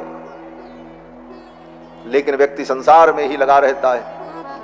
और जैसे अयोध्या की प्रजा ने दशरथ जी को कहा कि अनेक वर्ष सहस्रो वृद्धस्तम पार्थिव, हे राजन अनेक वर्षों से आपने राज्य किया, अब आप बूढ़े हो गए हो, अब आप आराम करो। यह सुनने के पहले घर परिवार में भी यही होता है। जब बच्चे बड़े हो जाते हैं उसके बाद भी वृद्ध लोग हर चीज में अपना ही अधिकार और आधिपत्य दिखाते हैं, तो अंत में बच्चों को कहना पड़ता, अब आप बूढ़े हो गए हो, आप बैठो, सब काम होगा, आप क्यों चिंता करते? कहते कि नहीं कहते? और ये सुनने के बाद भी व्यक्ति को मोह न टूटे संसार से। प्रजा के लोगों ने कहा, महाराज आपने बहुत अच्छा निर्णय लिया, हम लोग भी यही चाहते थे, लेकिन आपके संकोच के कारण, आपके सम्मान के कारण हम कह नहीं पा रहे थे। प्रजा के लोगों ने कहा, हमारी भी यही इच्छा थी जो आप कह रहे हो। दशरथ जी ने कहा, क्या इच्छा थी? प्रजा के लोगों ने कहा कि इक्षामो हि महाबाहुम रघुवीरम महाबलम गजेन महतायांतम रामम छत्रावृताननम। हम सबकी यही इच्छा है कि राम जी राजा बने और गजराज के ऊपर सोने का हौदा कसा जाए और राम जी की सवारी निकले और पूरी अयोध्या में बाजे गाजे के साथ राम जी को घुमाया जाए और हम लोग देखें गजेन महतायांतम रामम छत्रावृताननम, राम जी के सिर पर छत्र लगा हो और राम जी की शोभा यात्रा निकाली जाए, ये हम लोगों की इच्छा है। ये सुनकर भीतर से तो दशरथ जी बड़े प्रसन्न हुए, मेरे पुत्र के प्रति प्रजा का ये स्नेह है। यह सोचकर दशरथ जी को बड़ी प्रसन्नता हुई, लेकिन अनजान बन गए। अजानन्निव जिज्ञासुर इदं वचनम अब्रवीत। प्रजा के मन को टटोलने के लिए दशरथ जी ने अनजान बनकर, सब कुछ जानते हुए भी प्रजा के मन को टटोलने के लिए दशरथ जी ने पूछा। दशरथ जी ने सोचा कहीं ऐसा तो नहीं कि हमारी हां में हां मिला रहे हो ये लोग। तो दशरथ जी ने कहा, एक बात बताओ आप लोग, कथम नु मयि धर्मेण पृथ्वी मनुशासति। मैं धर्म पूर्वक पृथ्वी का शासन कर रहा हूं, मेरे शासन में कहीं अधर्म नहीं है, किसी के साथ अन्याय नहीं है। धर्म पूर्वक मैंने प्रजा का पालन किया और मेरे रहते हुए अभी मैं इतना कमजोर नहीं हूं कि शासन नहीं कर सकता। तो भवंतो द्रष्टुमिच्छन्ति युवराजम महाबलम। मेरे रहते हुए राम जी को राजा के रूप में, युवराज के रूप में आप लोग क्यों देखना चाहते? भवंतो द्रष्टुमिच्छन्ति, आप लोग क्यों मेरे राम को युवराज के रूप में देखना चाहते हैं? मैं तो शासन कर ही रहा हूं। क्या मेरे शासन में आपको कोई कठिनाई है, कोई परेशानी है, कोई शिकायत है? कितना विलक्षण प्रश्न था हमारा। इस प्रश्न का उत्तर प्रजा अगर दे, कहते कि आपके अंदर कमी है, आपके राज्य में हमको दुख हुआ, हम परेशान हुए, किसकी हिम्मत है बोलने की? लेकिन धर्म पूर्वक जो शासन होता है, उस शासन में प्रजा को सत्य बोलने की निर्भयता होती है। आज चाहे जितना लोग चिल्ला लें लोकतंत्र लोकतंत्र, लेकिन आज भी प्रजा के अंदर सत्य बोलने का साहस नहीं हो पाता, कहीं न कहीं डर बना रहता। सत्ता का भय, सत्ता के पास सब कुछ है, वो दमन कर देगी। लेकिन दशरथ जी महाराज के राज्य में, धर्म राज्य में, प्रजा को अपने मन की बात कहने का पूर्ण अधिकार था। प्रजा के लोगों ने कहा, महाराज आप ठीक कहते हैं, आपने धर्म पूर्वक प्रजा का पालन किया, आपके राज्य में हमने सुख का अनुभव किया, आपका राज्य हमने देख लिया, अब आप ही का राज्य हमेशा देखते रहेंगे, थोड़ा राम राज्य का भी तो आनंद लेने दो। प्रजा के लोगों ने कहा, आपके ही राज्य का हम आनंद लें, राम जी के राज्य का भी सुख हमें मिले। और दूसरी बात, आपके अंदर सारी विशेषताएं हैं, आप धर्मज्ञ हैं, नीतिज्ञ हैं, धर्म धुरंधर गुण निधि ज्ञानी, हृदय भगति मति सारंग पाणी, सब कुछ है आपके अंदर विशेषता। परंतु हम सत्य कहते हैं, प्रजा के लोगों ने कहा, बोले जो विशेषता राम जी में है वो विशेषता आप में नहीं है। इतना कहने का साहस किसको होगा? प्रजा के लोगों ने कहा, जो विशेषता राम जी में है वो आप में नहीं है। दशरथ जी भीतर से बड़े प्रसन्न हुए। सच्चा गुरु और सच्चा पिता अपने पुत्र के उत्कर्ष से प्रसन्न होता है। गुरु चाहता है मेरा शिष्य इतना योग्य हो जाए कि हमको ही शास्त्रार्थ में पराजित कर दे, तब मेरा गुरुत्व सार्थक हो जाए। और पिता भी यही चाहता है कि मेरा पुत्र मुझसे भी ज्यादा योग्य और महान बन जाए, और उसके लिए वो जीवन भर प्रयत्नशील रहता है। राम जी की इस महिमा को सुनकर दशरथ जी बड़े प्रसन्न हुए। प्रजा के लोगों ने कहा, महाराज जो विशेषता राम जी में है वो आप में नहीं है, और तो और जो विशेषता राम जी में है वो आपके पिताजी में भी नहीं थी। लो महाराज, बाबा तक पहुंच गए। प्रजा के लोगों ने कहा, जो विशेषता राम जी में है वो आप में भी नहीं है, आपके बाप में भी नहीं थी, और जो उनके बाप थे उनमें भी नहीं थी। और मैं क्या कहूं, इक्ष्वाकुभ्योऽपि सर्वेभ्यो ह्यतिरिक्तो विशांपते, इस इक्ष्वाकु वंश में किसी राजा में वो विशेषता नहीं है जो विशेषता हमारे राम जी में है। इसलिए हम चाहते हैं कि हम राम के राज्य का सुख पाएं। इतना बड़ा साहस प्रजा का दशरथ जी के सामने कहा, पूरे खानदान को नाप दिया महाराज। इक्ष्वाकुभ्योऽपि सर्वेभ्यो, आपके इस इक्ष्वाकु वंश में सभी राजाओं में ऐसा कोई नहीं हुआ जैसे हमारे राम जी। क्या विशेषता है राम जी की। अब फिर राम जी के गुण का वर्णन करने लगे महर्षि वाल्मीकि। महर्षि वाल्मीकि को मौका जब भी मिलता है, प्रजा के द्वारा, पिता के द्वारा, सखाओं के द्वारा, भक्तों के द्वारा, मुनियों के द्वारा भगवान के गुण का ही वर्णन कराने लगते हैं। वाल्मीकि जी कहते हैं कि प्रजा के लोगों ने कहा, राम सत्पुरुषो लोके सत्य सत्यपरायण, राम ही एक लोक में सत्पुरुष है। राम सत्पुरुषो लोके सत्य सत्यपरायण, ये सत्य है और सत्यपरायण है। साक्षात रामाद विनिर्वृत्तो धर्मश्चापि श्रियासः, और ये साक्षात धर्म है। प्रजा के लोगों ने कहा कि राम जी बहुत बड़े वीर हैं। राम जी जब युद्ध करने के लिए जाते हैं तो अपने शत्रु को बिना जीते लौट करके नहीं आते, उसको जीत करके ही लौटते हैं। गत्वा सौमित्र सहितो ना विजित्य निवर्तते, शत्रु को जीते बिना लौट करके नहीं आते। संग्रामात पुनरागत्य कुंजरेण रथेन वा पौरान स्वजनवन नित्यम कुशलम परिपृच्छति। क्या राम जी का स्वभाव था महाराज। अयोध्यावासी कहते हैं युद्ध करने भी जाते हैं लक्ष्मण के साथ तो अपने शत्रु को जीत करके ही लौटते हैं, और लौटने के बाद हाथी पर बैठकर अयोध्या की गलियों में घूम घूम करके लोगों का कुशल पूछते हैं। राम जी सबके दरवाजे उनका गजराज रुकता, भैया आप ठीक हो, आपके बच्चे ठीक हैं। हर व्यक्ति का कुशल राम जी पूछते थे। प्रजा के लोगों ने कहा, पौरान स्वजनवन नित्यम कुशलम प्रतिपृच्छति परिपृच्छति, प्रतिदिन राम जी अपनी प्रजा का कुशल पूछते। और व्यसनेषु मनुष्याणाम भृशम भवति दुःखितः, प्रजा के लोगों ने कहा, मेरे घर में कोई दुख हो जाए, किसी का मरण हो जाए, कोई दुर्घटना हो जाए, तो हमारे रिश्तेदार, हमारे संबंधी तो देर से पहुंचते हैं, राम जी पहले ही आ जाते हैं और हमें संभाल लेते हैं। ये राम जी की विशेषता। व्यसनेषु मनुष्याणाम भृशम भवति दुःखितः उत्सवेषु च सर्वेषु पितेव परितुष्यति।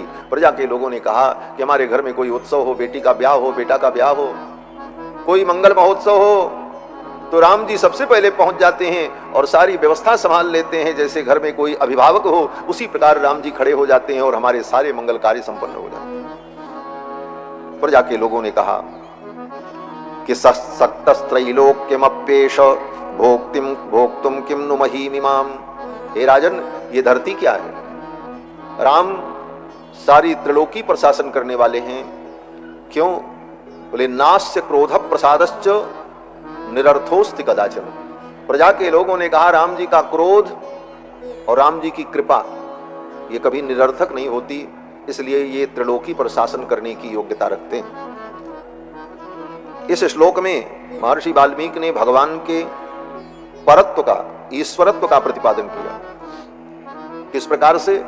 कहते हैं नास्य क्रोध प्रसादश्च, जिसका क्रोध और जिसकी कृपा कभी व्यर्थ न होती हो, ये भगवान का एक लक्षण है। भगवान के बहुत सारे लक्षण शास्त्र में कहे, उत्पत्ति प्रलयम चैव भूतानाम अगतिम गतिम वेत्ति विद्याम अविद्याम च सवाच्यो भगवान इति। भगवान किसे कहते हैं?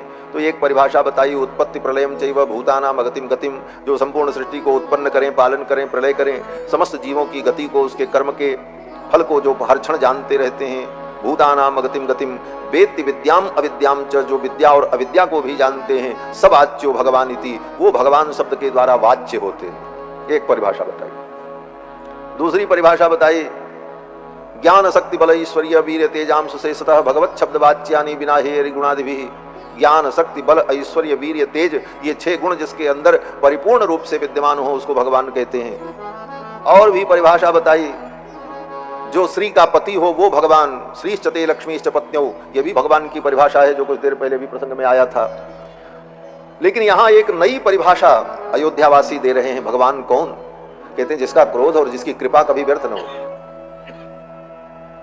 बाकी सबका क्रोध और सबकी कृपा व्यर्थ हो जाती है। जिसका क्रोध कभी व्यर्थ न हो। अगर वो क्रोध करे तो जो चाहे सो कर ले, और अगर कृपा करे तो उसकी कृपा के सामने किसी का क्रोध और किसी की शक्ति उसे रोक न सके, वो परमात्मा। और ये विशेषता राम जी में, भगवान में। क्रोध तो इंद्र ने भी किया, लेकिन इंद्र का क्रोध निरर्थक हो गया। इंद्र ने क्रोध किया ब्रजमंडल नष्ट कर दो, लेकिन क्या हुआ? कुछ नहीं हुआ। भगवान ने उनके क्रोध को निरर्थक कर दिया। क्रोध तो हम आप भी करते हैं, लेकिन कर कुछ नहीं पाते। हाँ। क्रोध तो आता है कि इनको ऐसा कर दें, लेकिन कर कुछ नहीं पाते, निरर्थक है क्रोध। वही स्थिति कृपा की है।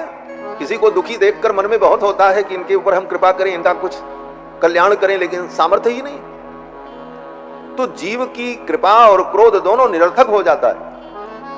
आंशिक रूप से कृपा और क्रोध सार्थक होता है, लेकिन जिसका क्रोध और जिसकी कृपा कभी निरर्थक न हो वह परमात्मा है। परमात्मा के अतिरिक्त और कोई नहीं हो सकता। तो राम जी का क्रोध कभी निरर्थक नहीं होता। उनका क्रोध और प्रसाद कृपा सदा सार्थक होती है। अगर वो क्रोध कर लें तो कालाग्नि सदृश क्रोधे, कालाग्नि के समान जिसका क्रोध हो। कस्य बिभ्यति देवाश्च जात रोषस्य संयुगे। वाल्मीकि जी ने यही प्रश्न किया था नारद जी से प्रारंभ में कि मैं उस पुरुष को जानना चाहता हूं कि कस्य बिभ्यति देवाश्च जात रोषस्य संयुगे, जिसके क्रोध करने पर देवता भी भयभीत हो जाते हैं। जिसका क्रोध ऐसा, कैसा क्रोध हो? बोले कालाग्नि सदृश क्रोधे, कालाग्नि के समान जिसका क्रोध हो। और क्षमया पृथ्वी समाह, जो पृथ्वी के समान क्षमाशील हो। जिसका क्रोध और जिसकी कृपा कभी निरर्थक नहीं होती, वो भगवान। अयोध्यावासियों ने कहा राम का क्रोध और इनकी कृपा कभी निरर्थक नहीं होती। मानो इन गुणों के वर्णन के माध्यम से ही अयोध्यावासियों ने राम जी के परत्व का, उनके ईश्वरत्व का निर्णय कर दिया। और आगे तो और स्पष्ट कह दिया। अयोध्यावासियों ने कहा तमेवं गुण संपन्नम, इन गुणों से संपन्न जो राम जी हैं, तमेवं गुण संपन्नम रामम सत्य पराक्रमम, जो सत्य पराक्रम है, लोकपालोपमम नाथम, जो समस्त लोकों का पालन करने वाले हैं, सबके नाथ हैं। इनको आप राज्य देंगे? ना ना, ये धरती ही इनका वर्ण करना चाहती है। अकामयति मेदनी, ये मेदनी इनको पति रूप में वर्ण करना चाहती है। भगवान की 2 पत्नियों का वर्णन है वेद में। श्रीश्चते लक्ष्मीश्च पत्न्यौ, 2 वचन का प्रयोग। श्री देवी और भूदेवी। चल संपत्ति की स्वामिनी लक्ष्मी और अचल संपत्ति की स्वामिनी भूदेवी। ये भूदेवी और श्री देवी ये दोनों भगवान की पत्नी। तो श्री देवी तो आ गई भगवान की सीता जी के रूप में। राघवत्वे भवत सीता रुक्मिणी कृष्ण जन्मनी अन्य स्वतारेषु विष्णु रेशान पायिनी। अब भूदेवी भी भगवान का वर्ण करना चाहती हैं। इसलिए प्रजा के लोग कहते हैं लोकपालोपमम नाथम अकामयति मेदिनी। ये मेदिनी भगवान को अपना नाथ बनाना चाहती। जैसे जानकी ने राम जी को अपना नाथ बना लिया, ये जानकी नाथ हो गए, उसी तरह यह मेदिनी, ये धरती भूदेवी भी उनको अपना नाथ बनाना चाहती है, वर्ण करना चाहती है। प्रजा की इन बातों को सुनकर दशरथ जी महाराज बड़े प्रसन्न हो। प्रजा के लोगों ने कहा प्रतिदिन हम लोग पूजा करते हैं, देवताओं की आराधना करते हैं, तो अंत में जब पुष्पांजलि करते हैं तो यही प्रार्थना करते हैं कि हमने आपकी पूजा की और इसका फल हमको यही चाहिए कि हमारे राम जी राजा बन जाएं और हम राम राज्य का सुख अनुभव करें। प्रजा यही मांगती थी देवताओं से, अपने इष्ट से। ये सब सुनकर दशरथ जी महाराज बड़े प्रसन्न हुए और दशरथ जी ने कहा ठीक है, चैत्र श्रीमान अयम मासः पुण्यः पुष्पित काननः। ये चैत्र का महीना है और कल पुष्य नक्षत्र है, 10वीं तिथि है। कल मैं राम का युवराज पद पर अभिषेक करूंगा। चैत्र के शुक्ल पक्ष की 10वीं को राज्याभिषेक का निर्णय हुआ। और ये निर्णय दशरथ जी ने किस दिन किया? बोले रामनवमी के दिन। राम जी का 24वां जन्मदिन था, रामनवमी थी। जन्मदिन पर बच्चे को उपहार दिया जाता है। दशरथ जी ने सोचा आज ये राज्य का ही उपहार मैं अपने राम को अर्पित कर दूं। घोषणा कर कल राम का युवराज पद पर अभिषेक होगा। चैत्र श्रीमानयम मासः पुण्यः पुष्पित काननः यौवराज्याय रामस्य सर्वमेवोपकल्प्यताम्। राम के युवराज पद पर अभिषेक के लिए सारी वस्तुओं की व्यवस्था की जाए। अब तो महाराज आदेश हो गया, दूत लोग सारी वस्तुओं का संग्रह करने लगे। सारी तैयारी हुई। क्या क्या तैयारी हुई?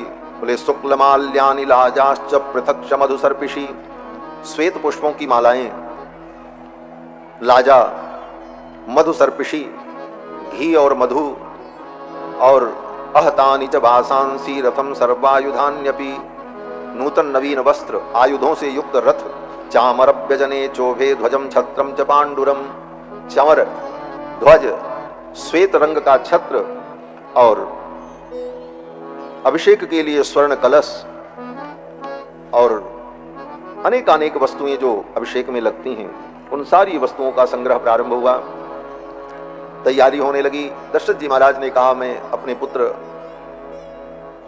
राम से मिलना चाहता। और सुमंत्र जी महाराज गए और भगवान श्री राम को संदेश दिया, पिताजी ने आपका स्मरण किया है। दशरथ जी महाराज के 8 प्रमुख मंत्री हैं, दृष्टि, जयंत, सुराष्ट्र, राष्ट्रवर्धन, अकोप, धर्मपाल और सुमंत्र। दृष्टिर जयंतो विजय सुराष्ट्रो राष्ट्रवर्धनः अकोपो धर्मपालश्च सुमंत्रश्चाष्टको महान। ये 8 महामंत्री दशरथ जी महाराज के। इनमें जो सुमंत्र जी हैं ये बड़े ही नीतिज्ञ, इनका नाम ही सुमंत्र है। सुमंत्र माने जो सुंदर मंत्रणा करते हैं। जो मंत्रणा करे उसी को मंत्री कहा जाता है। जो मंत्रणा करे, सलाह दे, लेकिन अच्छी सलाह दे, वो सुमंत्र। और सुमंत्र जी दशरथ जी महाराज के सखा भी हैं, मित्रवत हैं। दशरथ जी महाराज ने सुमंत्र से कहा कि राम को मेरे पास बुलाओ, राम को मैं देखना चाहता हूं। सुमंत्र जी महाराज गए और जाकर के सूचना दी। भगवान श्री राम रथ पर बैठ करके आए, अपने महल से चलकर दशरथ जी के महल में आए। जब राम जी आ रहे थे तो प्रजा के लोगों ने जब उनको आते हुए देखा, रथ पर बैठे हुए, क्या अद्भुत शोभा थी। महर्षि वाल्मीकि वर्णन करते हैं कि चंद्रकांताननम रामम अतीव प्रिय दर्शनम। चंद्रमा के समान जिनकी कांति है। चंद्रमा की कांति का मतलब क्या? बोले चंद्रमा की किरणों में शीतलता होती है। राम जी के मुख की कांति इतनी शीतल है कि राम जी को देखने के बाद व्यक्ति के अंदर अगर क्रोध हो तो क्रोध भी ठंडा हो जाता है, बुखार का ताप हो तो वह ताप भी शांत हो जाता है, संसार के दैहिक दैविक भौतिक ताप से तपा प्राणी हो तो उनके मुखचंद्र की कांति जो है उसे शीतलता प्रदान करने लग जाती है। चंद्रकांताननम रामम अतीव प्रिय दर्शनम, जिनका दर्शन अत्यंत प्रिय है लोगों, अतीव प्रिय दर्शनम। रूपौदार्य गुणैः पुंसाम दृष्टि चित्तापहारिणम। राम जी के रूप और उनके गुण ऐसे अद्भुत हैं। महर्षि वाल्मीकि कहते हैं पुंसाम, पुरुषों के, दृष्टि चित्तापहारिणम, उनकी दृष्टि और उनके चित्त का हरण कर लेने वाले। राम जी को जो देखे तो उसकी दृष्टि राम जी में ही लग गई। अब वो अपनी दृष्टि को राम जी से अलग नहीं कर सकता। चित्त भी राम जी में ही तन्मय हो जाता है। धर्माभितप्ताः पर्जन्यं ह्लादयन्त्यमिव प्रजाः न ततर्पसमायान्तं पश्यमानो नराधिपः। राम जी को देखने के बाद भी लोग तृप्त नहीं होते। न ततर्पसमायान्तं, लगता है इनको और देखें और देखें। दुनिया में कोई भी सुंदर वस्तु हो, सुंदर व्यक्ति हो, थोड़ी देर अच्छा लगेगा और लगातार देखते रहो। बोले क्या देखें, इनको तो देखिए हैं, रोज ही तो देखते हैं, फिर वो देखने की रुचि नहीं होती। लेकिन राम जी, बोले राम जी का दर्शन बोले देखते रहो, तृप्ति नहीं होती। अर बरात निस दिन मिलबे को मिले रहत मानो कबहु मिले ना। मिलने के बाद भी लगता है इनसे तो हम कभी मिले ही नहीं। प्रतिक्षण जिनका सौंदर्य नवीन और दिव्य अनुभव होता है, क्षणे क्षणे नवम नवम, क्षण क्षण जिनका सौंदर्य नवीन होता जाता है। इस कारण से न ततर्प समायांतम पश्यमानो नराधिप अवतार्य सुमंत्रस्तु राघवम संदनोत्तमात्। राम जी का रथ जब आकर के रुका तो सुमंत्र जी महाराज ने सहारा दिया राम जी को, राम जी के हाथ को पकड़ा और तब राम जी रथ से उतर रहे। राजाधिराज, ये ऐश्वर्य है राम जी का। जब रथ से उतरे, पितु समीपम गच्छन्तम प्रांजलि पृष्ठतोन्वगात्। राम जी के आगे पीछे अगल बगल लोग अंजलि मुद्रा बांधे हुए चल रहे हैं। राम जी आए और आकर के पिताजी के चरणों में प्रणाम किया। नामस्वम श्रावयन रामो वंदे चरणौ पितु। अपना नाम लेकर, अपना गोत्र उच्चारण करके पिता के चरणों में प्रणाम किया। प्रणाम करने की यही विधि है, गोत्र नाम लेकर के ही प्रणाम करना चाहिए। हमारा गोत्र क्या है, नाम क्या है, ये कहते हुए आचार्य के चरणों में प्रणाम करना। ये प्रणाम करने की विधि यज्ञोपवीत संस्कार जब होता है तब सिखाई जाती है। सामान्य जन के लिए तो सामान्य प्रणाम का विधान है, सामान्यतया किसी को प्रणाम कर लो। लेकिन ब्राह्मण क्षत्रिय वैश्य 3 वर्ण के जो पुरुष हैं उनको उपनयन संस्कार में ही यह शिक्षा दी जाती है कि अपने से श्रेष्ठ को प्रणाम करना हो तो कैसे प्रणाम करो। कश्यप सगोत्रः काश्यपावत्सार नैध्रुयेति त्रिप्रवरः सामवेदांतर कौथुमी शाखाध्यायी राघव शर्माहम भो आचार्य त्वामहम अभिवादये। ये अभिवादन की विधि। राम जी जब भी पिताजी को प्रणाम करते हैं तो इसी विधि से प्रणाम करते हैं, गुरु जी को प्रणाम करते हैं तो इसी विधि से प्रणाम करते हैं। नाम स्वम श्रावयन रामो वंदे चरणौ पितुः। पिताजी ने उठा करके हृदय से लगा लिया, आशीर्वाद दिया। और फिर दशरथ जी ने कहा, राम कल तुम्हारा युवराज पद पर मैं अभिषेक करना चाहता हूं और ये कार्य कल संपन्न हो जाए। गुरुदेव जो आज्ञा दें उन नियमों का तुम पालन करो। राम जी ने कहा, जैसी आपकी आज्ञा। लक्ष्मण जी साथ में ही थे। भगवान श्री राम वहां से पिताजी को प्रणाम करके विदा हुए। तब तक दशरथ जी महाराज ने फिर से सुमंत्र जी से कहा कि एक बार राम को फिर मेरे पास बुला के लाओ। फिर राम जी आए, दोबारा आए तो फिर प्रणाम किया। अभी प्रणाम करके गए ही थे। अपने से श्रेष्ठ जनों के पास जितनी बार जाए उतनी बार प्रणाम करना चाहिए।